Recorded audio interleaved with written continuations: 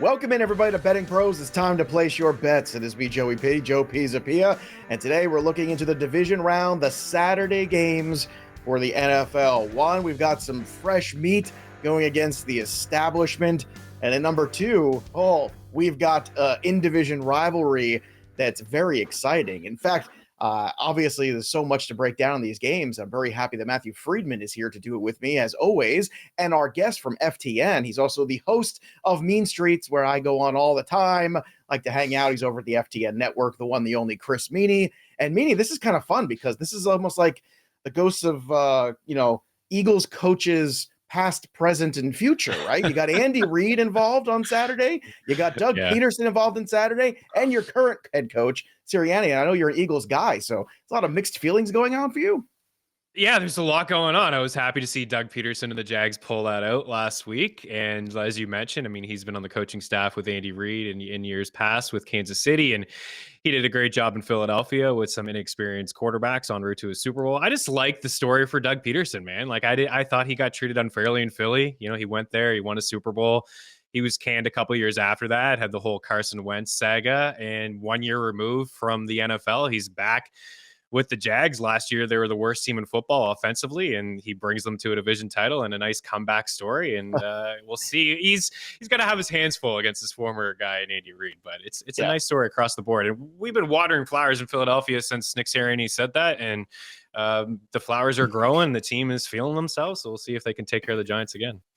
Speaking of comebacks, too, a pretty decent comeback for the Jacksonville Jaguars last Saturday. That's for sure. Now, both of these teams that we're getting, these are the one seeds hosting these games. Freedman, both the Eagles and the Chiefs coming off that bye. How crucial is that, in your opinion, for both of these teams, the way they were entering the postseason? I mean, the bye hugely significant, obviously, for the Chiefs. I mean, it's significant for any team in general, not just because you have the time off, but also as the number one seed, you are playing, presumably the worst of the remaining playoff teams in the bracket. So, really big. And, there's obviously, the known factor of, Andy Reid coming off of a bye historically crushes. And that's been overstated, but it is true that Andy Reid's teams do better than your average team coming off of the bye. That is a fact. Not like massively better, but enough to where it should be noted. So yeah, it's a situation where Andy Reid, like everything is flowing his direction here. And the Chiefs, I've had them power rated as, if not the best team for the entirety of the season, a top two team. And I still have them right there with the Buffalo Bills. I do have them power rated as my number one team. At Arrowhead, they do have a significant home field advantage, one of the best home field advantages in the league. Doug Peterson, in his time with the Eagles and, with Jacksonville a little bit, his team hasn't been all that great on the road, like just a little bit worse than your typical team has been on the road. So it's a negative situation for them, but it is a coach going against Andy Reid and a team that he knows, because of his time there previously. So I think there is some mitigation there. I have this projected exactly a 10. And so I think, 9.5, if it happened to get to that number, the market has moved around a little. 9.5, I could see betting it. I would, obviously prefer it much more at 9. I got it at 8.5 a little bit earlier. That's where the market is now. If this moved past 10 and hit 10.5, in the Betting Pros app, I would set an alert to say, okay, if this number happens to get past 10 and gets to 10.5, then I would consider betting the Jags. But with the market where it is currently, I see value on the Chiefs. Again, I think this number should be 10. Well, we're going to continue to break down these numbers, and hopefully for the Chiefs and the Eagles, for their standpoint, it works out better for them being number one seeds, because last year, both number one seeds, Tennessee Titans and the Green Bay Packers, were ousted in this round last year. Let's not forget, sometimes teams come out flat a little bit after that week off. We'll see if that's the case. Before we jump into the analysis of that first game on the afternoon Saturday slate, Kansas City Chiefs hosting the Jacksonville Jaguars. Just a reminder, everybody watching this video, subscribe to the Betting Pros YouTube channel right now, or if you're listening to the podcast form, go over to youtube.com/Betting Pros. Comment on this video, because when you do, you can win a free upgrade to Betting Pros Premium. Now, whether you're looking for access to exclusive picks, top-rated player props, or just custom analysis of your betting performance, Betting Pros Premium has the tools to help you cash more bets. That's it. It's plain and simple. you don't want to wait for the giveaway, just sign up today at bettingpros.com/upgrade and start betting smarter, not harder, because that's what we like to do here. Always working smarter. That's what Matthew Freedman keeps telling me to do. Stop working so hard, Joe. Actually, no, he says work harder and work smarter. You're lagging behind. All right, let's get to the AFC wildcard game in the afternoon. Chiefs are rested, healthy. We'll see how they perform. Their defense has not created a lot of turnovers. That's one thing that you could certainly say about this Chiefs unit in the 2022 season. And they did face off in November, these teams, the Chiefs being the Jaguars 27-17. Jacksonville's defense certainly struggled in that game, gave up 330 yards to Patrick Mahomes, 4 touchdowns, and a pick. The Jags offense can't really afford to get off to the same kind of start that they did in the last playoff game, I believe. That's very safe to say. However, I will say the Jags defense certainly looking better in the last 6 weeks or so in the close of the season. So, Meaney, let's talk about this number. 8.5, that has stayed. So far, the over-under has moved from 51.5 to 53. So a little bit of movement there. Also on the money line from plus 340 on the Jag side to plus 345. So anything right off the bat here, either the movement on the over-under or this number yourself that you want to talk about? Yeah, I mean, I think the movement on the total, I jumped on the over right away immediately. I think Jacksonville can do their part and score some points. I mean, we've seen their offense in the second half, a tale of two halves, of course, maybe some nerves there for Trevor Lawrence. And I didn't really like the way that Doug Peterson called that game last week. I thought there should have been more runs. It seemed like every time they give it to Travis Etienne, they got 5 yards. And that's what teams have done all year. They've run all over the Chargers, put them in a tough spot. They were all over the intermediate throws in the middle of the field, and they picked off Trevor Lawrence. But you saw what he was able to do in the second half of that game. I mean, over the last 5 games, this is a team that's averaging 29 points per game. And if there's one weakness on this Chiefs team, it is their defense. I mean, Matt just gave all the numbers offensively. I mean, their total DVOA, number one in pass, EPA per play, number 1, EPA per dropback, number 1, averaging 29 points per game in the season, number 1 in the NFL.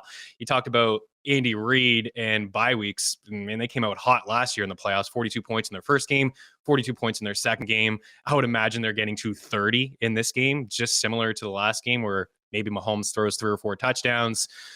This is a team that can't stop the tight end, the 4th most yards allowed to the tight end position. Travis Kelce is going to be a big part of this game. Obviously not breaking any news, but I still like the total at 53.5.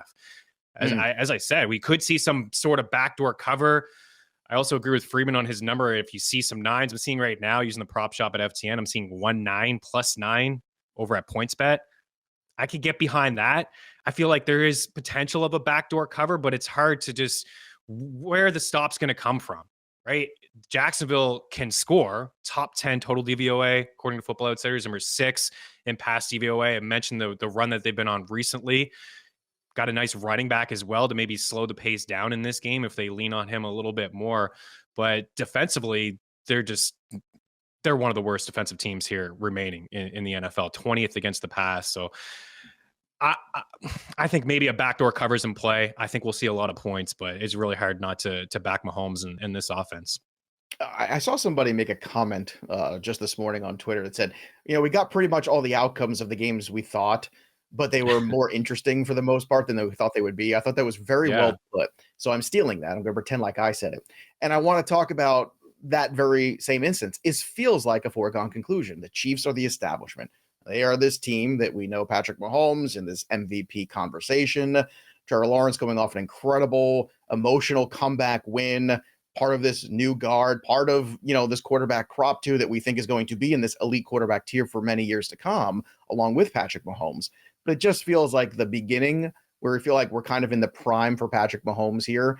That being said, you look at this number here in the 8.5. Do you think maybe that's too small, Freedman, when you're looking at this, that, that they just don't stack up with the experience level of the Chiefs, with the experience level to Andy Reid coming off the bye? We know how good that always is with extra time to prepare.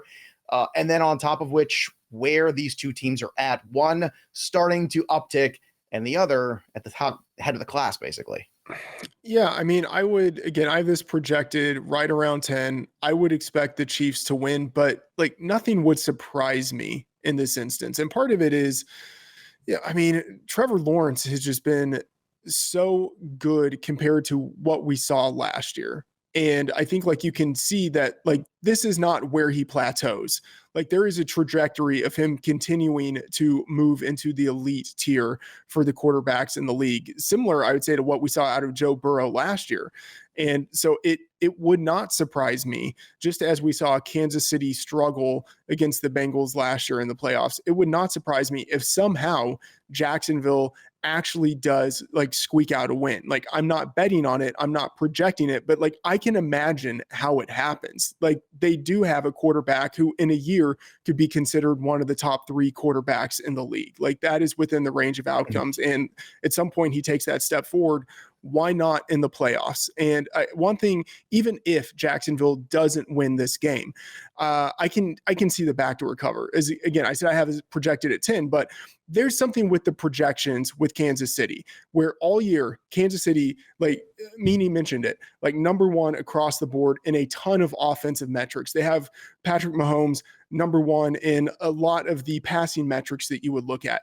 And yet, like when you correlate those types of efficiency numbers with how teams tend to perform against the spread, the Chiefs are underperforming expectations. Like they are consistently not covering the spread, especially when it is a large spread this year.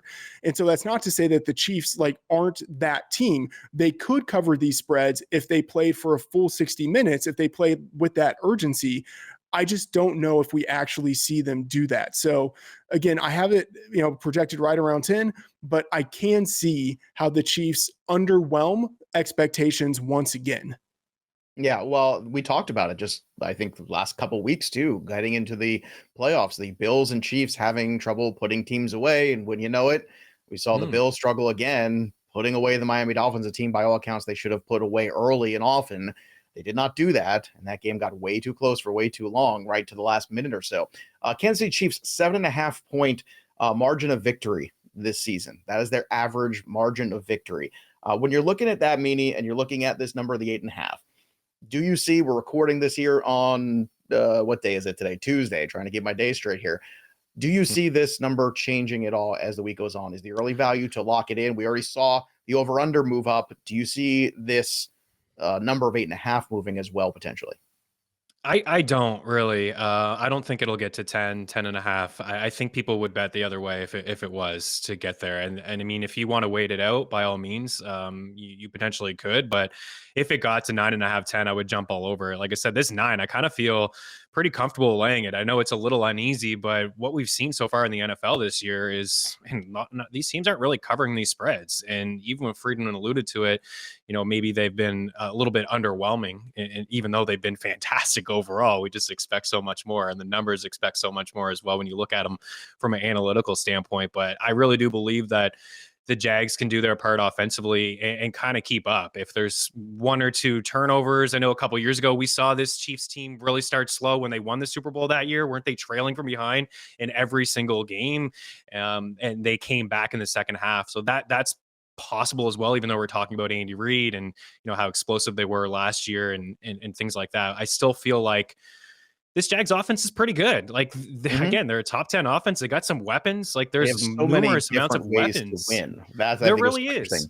The emergence of Evan Ingram this year. You had Zay Jones kind of come out of nowhere. I don't think anybody in the fantasy community thought of that.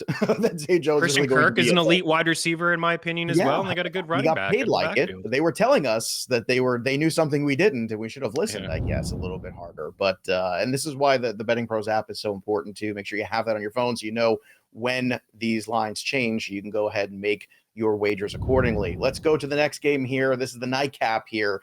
The Giants and the Eagles. Now, the Eagles swept the series with the Giants this year and blew them out by 26 points in December. And then the Davis Webb rematch there. So this is a totally different set of circumstances. I feel like this Giants team that's coming into Philadelphia is a very different Giants team than I think the Eagles are used to seeing. Daniel Jones, first player in NFL history to record a 300-plus passing yard game with 2 passing touchdowns and 70-plus rushing yards in the same start. Not too shabby for Daniel Jones. Now, it was against the Vikings defense. Different defense here with the Philadelphia Eagles. And the Eagles are the only team in the NFL to have a top 3 offense and a top 3 defense. So this is a team that gets it done on both sides of the ball.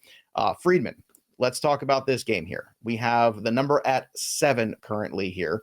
And as we look ahead, 48.5 48 is the over-under, plus 265 for the Giants. Now, the Giants certainly have a lot of momentum. The Giants feel like a team where, look, they are coming in here sort of playing a little bit with house money. Brian Daboll's done a fantastic job here with this squad, getting them prepared. You see on bettingpros.com, some places the consensus has already moved to 7.5. So, Freeman, what is your early take on this game on Tuesday, where it's going and where you see the value now? Yeah, so this line opened at 7, moved to 7.5, bumped down to 7, and is now at 7.5. I think it's going to straddle those two numbers for the entirety of the week, just bouncing back and forth between them. And 7.25 is the market where this is basically going to be. And so I do like, man, it feels disgusting to like the Giants because I don't think they have that talented of a roster. I have to acknowledge that they are outperforming expectations, definitely expectations of where I thought they would be at the beginning of the season. But even my current expectations, they are playing well. But man, it feels chalky to go with the Eagles, but I do have to go with the Eagles in this spot at 7. I would not bet it at 7.5, but I would bet it at 7. I have it projected at 8.25. And so, whatever book you're using, I would say, set alerts in the Betting Pros app when it's bouncing around and the number hits 7. I think there's value there. There are a number of factors that I think disadvantage the Giants in this spot. And so they do play well in division. Daniel Jones, for whatever reason, since the beginning of his career, he actually has played pretty well in division, and he has historically played pretty well on the road. He's done fairly well as an underdog. So in terms of like a trends perspective, he is in like the sweet spot for where you would historically want to back him. But the Giants are playing with only 6 days of rest versus like the 7. And, like going against a team that's on the bye, the Eagles playing on Saturday instead of Sunday. So it's not the full 14 days for them. It's only 13 days. But, going from 14 to 13, that doesn't really matter. Going from 7 to 6, that matters. And it's not as if this is just a one-time thing for the Giants. Out of their past 6 games, 5 of them have been on the road. Like this is like they are like road weary at this point. Like they're road warriors, but like it has to wear on them at some point. And so I think that is a significant downgrade in terms of how you would project them, just kind of based on like looking at historical numbers for how teams on the road for that extent of time have done.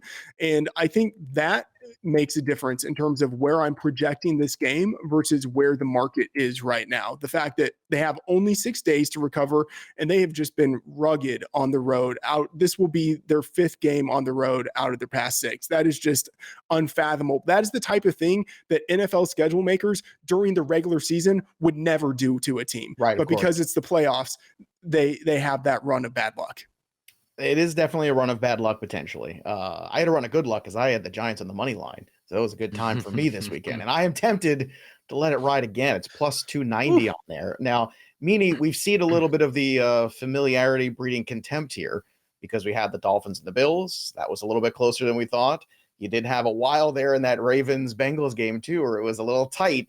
That is something I think you can't take out of the equation here, which is looking at this number for me, what I keep coming back to, whether you see it at 7 or 7.5. I keep coming back to this is a very familiar side here for these two teams. They know what they're doing. Plus the Giants, again, that team that has nothing to lose is super dangerous. I think we'd all agree that the Eagles are a better football team. They've had a better season, but that doesn't matter. All that matters is the team that plays the best, not the best team, wins. So, Meaney, with all that under account and the Giants playing continuously with his house money, continuing to be the road warriors, us against the world, how safe is that 7.5? And do you see any other value on the Giants potentially to even upset the Eagles here? Yeah, I do actually. I feel like the Giants could come in and make some noise. And I think like what you said, I know, right? I knew you guys were going to say that. It's like I'm a pessimistic fan or I'm optimistic and go either way. But yeah, I feel like I've said it all year actually with the Eagles. Like they're good, they're playing well, but are they really that good of a team? And I do believe they are a better team than the Giants. And I think we can all agree on that. Both sides of the football, they're going to dominate the line of scrimmage, which is key to winning most football games. The secondary has been elite this season. And Daniel Jones and Daboll, like they played against a Vikings team And they changed up their game plan. I mean, if you look at Daniel Jones overall, this is a guy that kind of lives in the mid-20s in terms of passing attempts. In 13 of his 16 games, it was 220 passing yards or fewer, 300 yards in 3 games, 2 of them against the Vikings. Like, they didn't use Saquon really at all. They used him, of course, but not like 32-plus carries on the ground. They just picked apart that secondary. I think it's going to be a different game plan. I think this game is going to be a lot slower.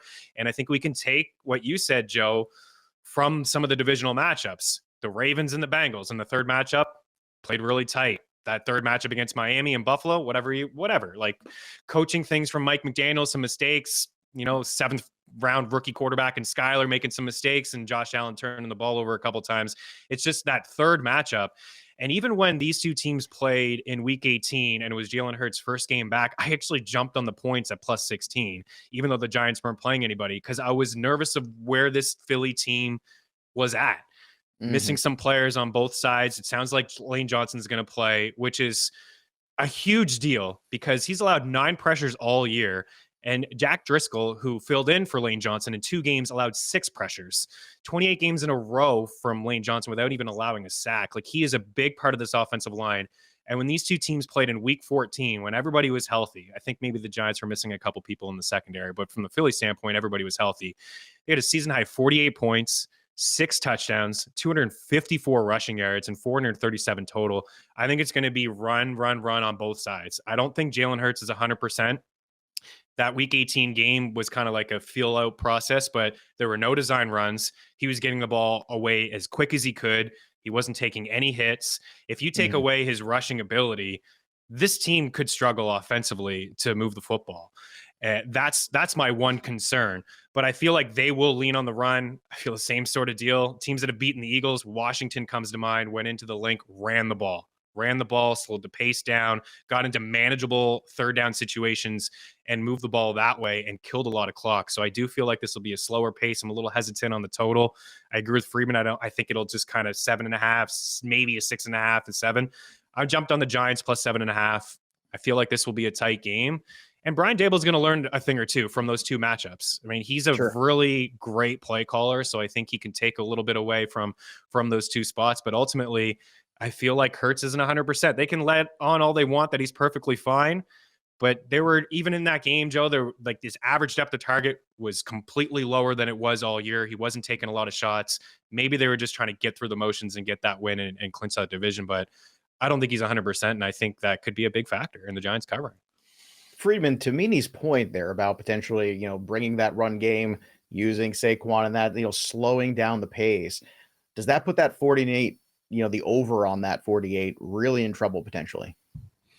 Yeah, maybe. I'm not really that high on that total to begin with. All 4 totals this week I have projected pretty close to where they are. So this is 48. I have it at 47.3. I lean a little more towards the under, but I doubt I'm going to be betting it. It's a weird situation where last week that was the first real week where if you were on the over, you did very well. That's the first time this year. And, maybe it's just a weird fluke, something with the playoffs, maybe referees holding onto the whistle a little bit more, whatever it is, so I kind of don't want to be betting all that much on the totals when I feel like there's a little bit of uncertainty with the scoring environment. So I will probably be staying away from that. And to Meaney's point about liking the Giants in this spot, historically, it's a little bit different because, we had week 18 and now only 1 team coming off of the bye. But historically in the divisional round, when you've had 2 teams coming off of the bye, they're rested, they're at home, they're, the quote unquote better team, a higher seeded team. So they should be favored anyway. Historically, with all of those things pointing towards the favorite, the underdogs have done very well.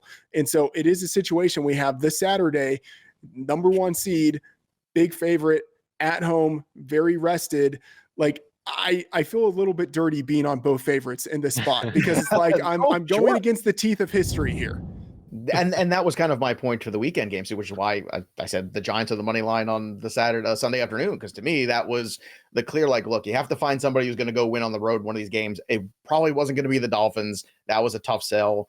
The Tampa Bay Buccaneers, obviously, gosh, that's a whole other set of circumstances there. Oh my goodness. But but you're 100% right. All 4 of the favorites typically do not win. We see this, not very often where we get the 2 1 seeds in the Super Bowl. Let's just put it that way. It typically does not happen. They don't all get there. So a lot to digest here, a lot to think about, and a lot of bets to place. So make sure you do using Betting Pros app. It is out there. It's available for you. And don't forget, make sure you throw a comment on the video on the YouTube channel if you're watching there, or just run over there and do it yourself there. And that way at bettingpros.com/upgrade, you can get your upgrade, but you also get registered to get a free upgrade as well. That's smarter, not harder. That's the idea. That's what we're trying to do here. So I want to thank our guests here on the show. Matthew Freedman, contractually obligated, but Chris Meaney, who came on your own volition. So follow him on the Twitter machine at Chris Meaney, and check him out on Mean Streets over at FTN. Always great talking to you, my friend. Great to see you. That'll do it for us. But the story of the game goes on. For Matt and Chris, I'm Joey P. We'll see you next time, kids.